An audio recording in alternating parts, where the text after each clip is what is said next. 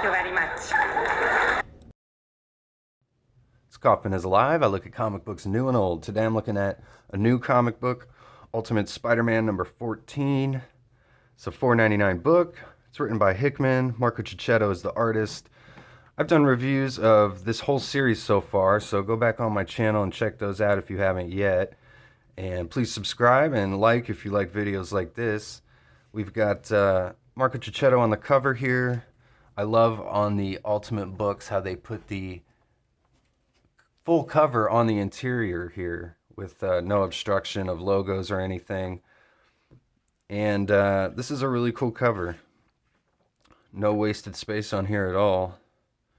Got Spider-Man battling Kraven, which is something we actually do see in this book. Although Peter's not in costume during the actual issue. But we've got Peter and MJ. In this universe, they're married. They've got 2 kids, Richard Parker and May Parker. And they're friends with Harry and Gwen, who run Oscorp. Ben Parker's alive, and he works with J. Jonah Jameson. They've got their own paper. We got the villains down here as well. The main difference, the one character that's different than what we're used to in like the 616 is Black Cat. This is Felicia. It's Felicia Hardy, but she is de-aged. She's not the same age as Peter or MJ.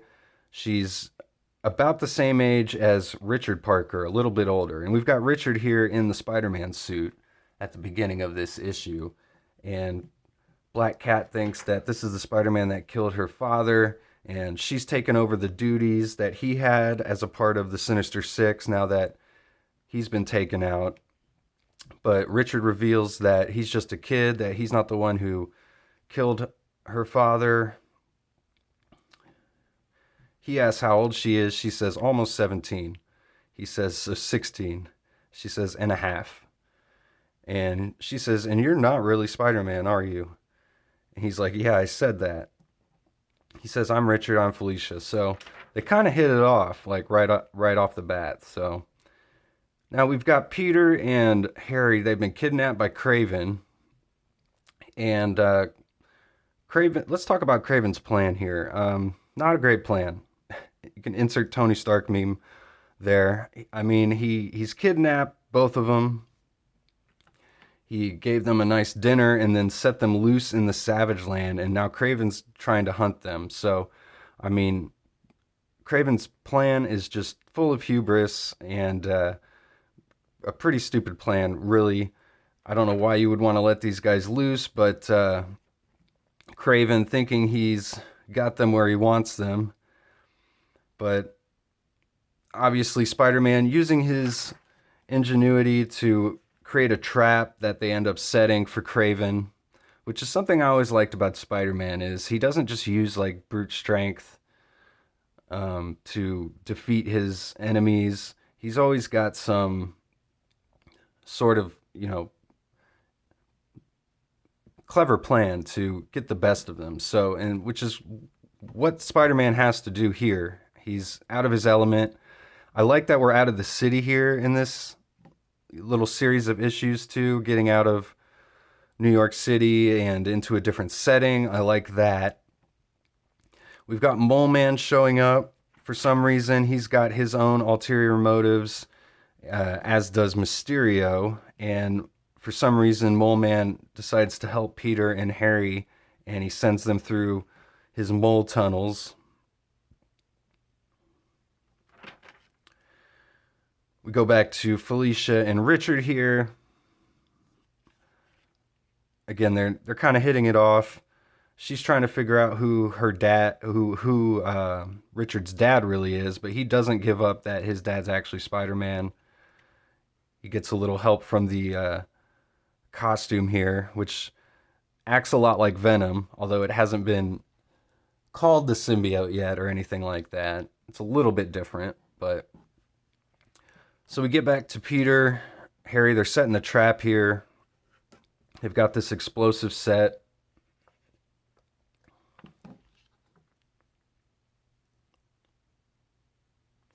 Kraven kills all of the moloids because he found out that they could speak. At least some of them could, so he got information out of them about what Mole Man's doing. And we get a cool couple pages here. Probably the best in the whole book here of Kraven going crazy trying to just slaughter these two, but they're able to get out of the way.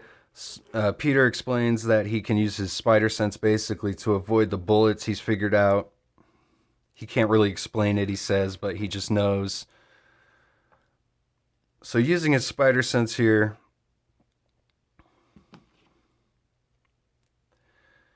Harry's able to throw the rock to trigger the explosion, which gets Kraven down. But then Kraven says there's nothing more dangerous than a wounded animal. So he comes at Peter, and we get a fist fight between these two. And Peter actually gets the best of Kraven here.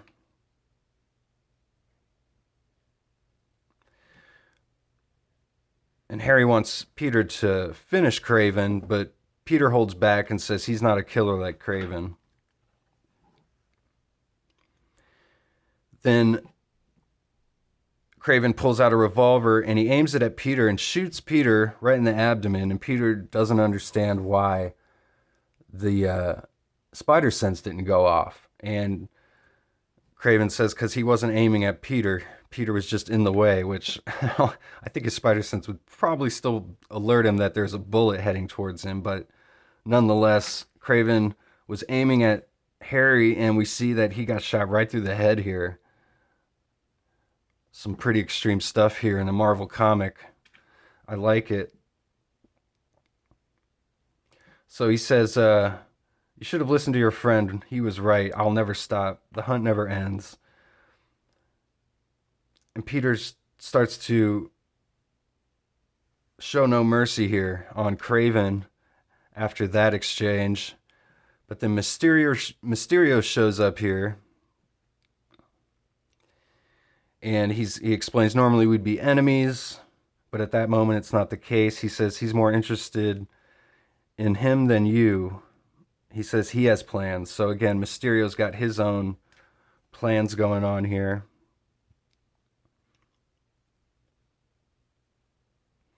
And he tells Peter that he should probably run home because at this point he has no idea if Kraven or someone else has already gotten to MJ and the kids. Because at the beginning of the issue here, I should point out, and the dialogue kind of sets the stage for Peter's mindset. He just keeps repeating, he knows about MJ and the kids. He knows about MJ and the kids. And this is all showing this time lapse of their travels through the Savage Land, and that's all Peter can think about. So, but he gets distracted here by all of his rage that he has for Kraven and what Kraven did to Harry, murdering him, and Mysterio reminding Peter he should probably get home. So Peter gets home to the shock of MJ, and he's bleeding. And MJ, of course, explaining she's scared and she doesn't know what they should do. And Peter explains that they know everything about them, their names, where they live. So the only thing they have left to do now is run. And that's how we end the issue. So a pretty cool issue. Although, like I said, Kraven's plan wasn't very good to start out with, and it didn't quite work out for him. Although he's still out there along with all the other Sinister Six members. So, and we've got this new budding relationship between Felicia and Richards. So a lot of stuff happening in this issue, and interested to see what's going to be happening next with Peter and MJ on the run, assuming with their kids. And I wonder what Peter's going to do when he finds out that Richard's been running around as Spider-Man as well. So, gotta say, I really like where all this is going. I like all the storylines, and gotta recommend this for sure. So, thanks again for watching, and I'll see you guys on the next one.